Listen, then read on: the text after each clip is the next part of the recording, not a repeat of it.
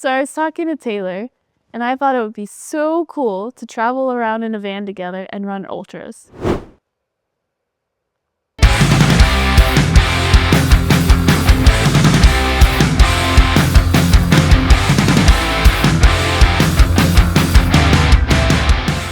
So we figured we'd take you on a build tour before the build.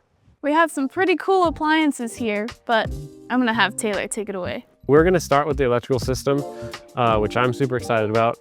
Our solar panels, 2 850 watt bifacial solar panels. All that means is that any reflection onto the top of the van can also be absorbed by the bottom side of the solar panels. I'll show you guys what that looks like. Very excited about these. They're massive. I have built a van before and I had nothing like this, so those are gonna be cool.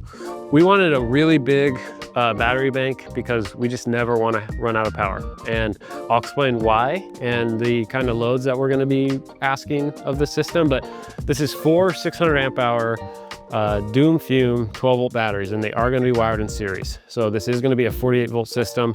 If we were to wire it at 12 volt, it'd be 2400 amp hours, but to wire a system at 12 volt that's this large, we would have to have huge wires. It would create a ton of heat. There would be more wear and tear on the system. So stepping the battery bank up to a 40 volt keeps the wiring a little bit smaller. It creates less heat, it's less wear and tear. So I know that we could have just bought a 600 amp hour 48 volt system, but it would have cost us so much more money. That's why we did this.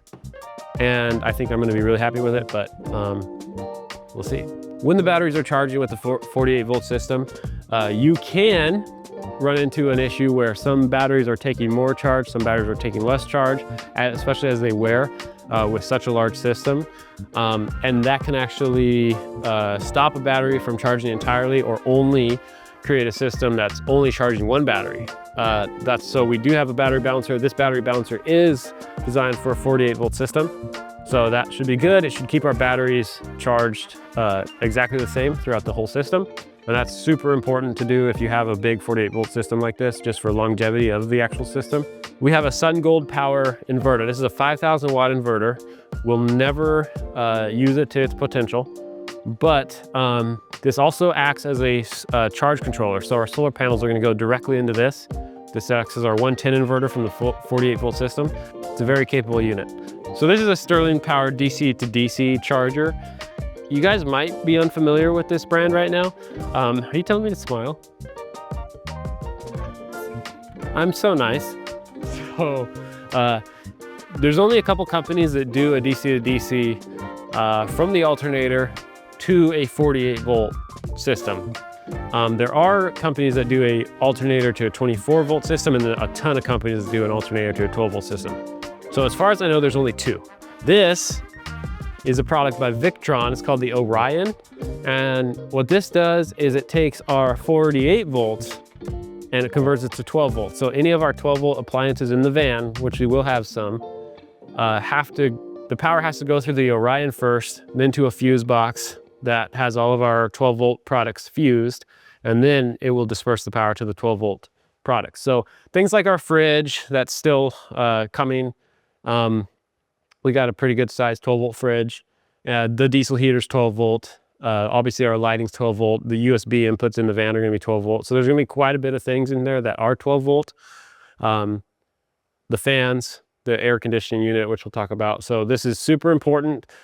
The Orions, they have several options. You can't quote me on this. 15 amp, 30 amp, 75 amp, I believe. I couldn't find a 75 amp. This is a 30 amp. We might have to add a second one, but for now, I don't know if I'm ever gonna pull more than 30 amps at one time of 12 volt power. So we'll see if we have to add another one or not. Just a simple battery monitor from Renogy, just so we can just keep an eye on our system while we're in the actual house part of the van. Starlink, of course, this is the Gen 3 Starlink. It's the full size unit. So this is a 110 unit. I do have the 12 volt converter for it. I don't know if I'm gonna use it. I don't think I'll need to. I don't know if we need to conserve that small amount of power difference with our battery bank setup. But if you guys know, because I don't know, you can put it in the comments. Is the 12 volt converted 110 version of Starlink just as good or not? Because if it's not, I'll just leave it 110. Okay, so this is a 12-volt air conditioning unit. The van does have an AC unit on it. It's an old Coleman unit, and we bought it like that.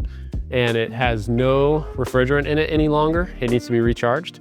And so instead of doing that, it's basically a non-serviceable unit anyways.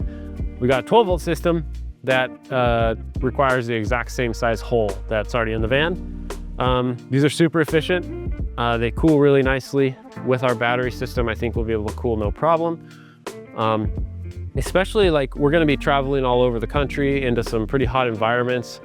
There's a lot of really cool ultras in Utah during the summer. So it's gonna be really nice to have this just to keep the interior of the van cool.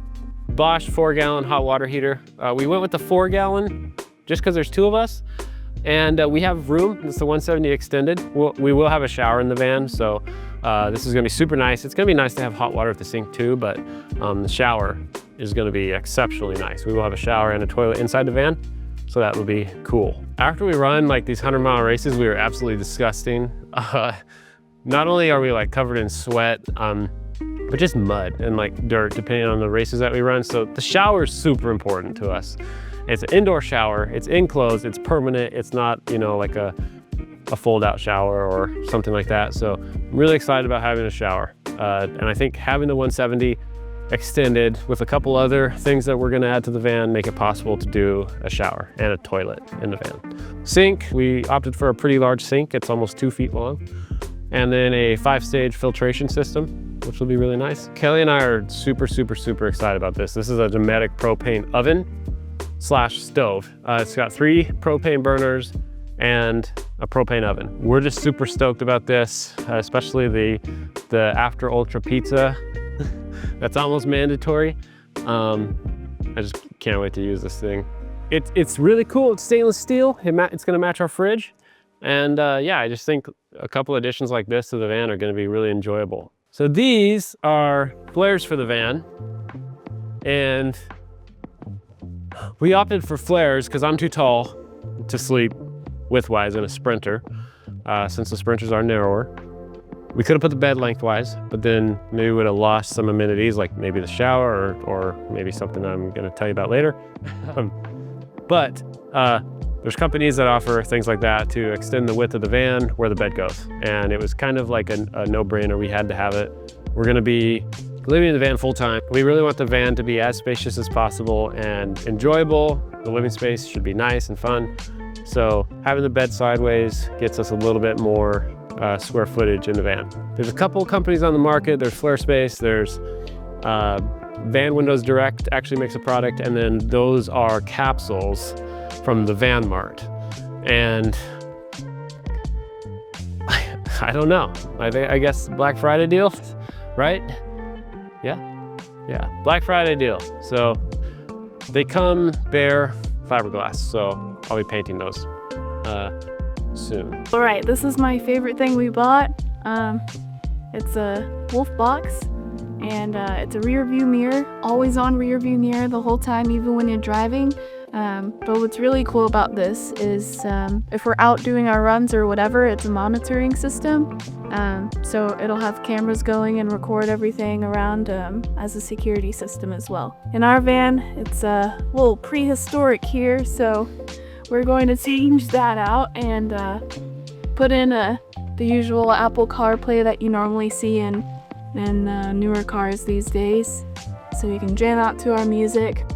On the inside of the van, as you can see, it's super, super nice. We've been storing some really high-end things in here, like garbage. And this nice refrigerator here, that's our fridge. Just kidding. But I just want to share with you guys what has to happen in the next under a month. So we're going to Arizona. I'm racing Coldwater Rumble 100, and we're taking the van. And right now the van leaks. Yeah, the fan in the back that was pre-installed, that leaks water all over the place.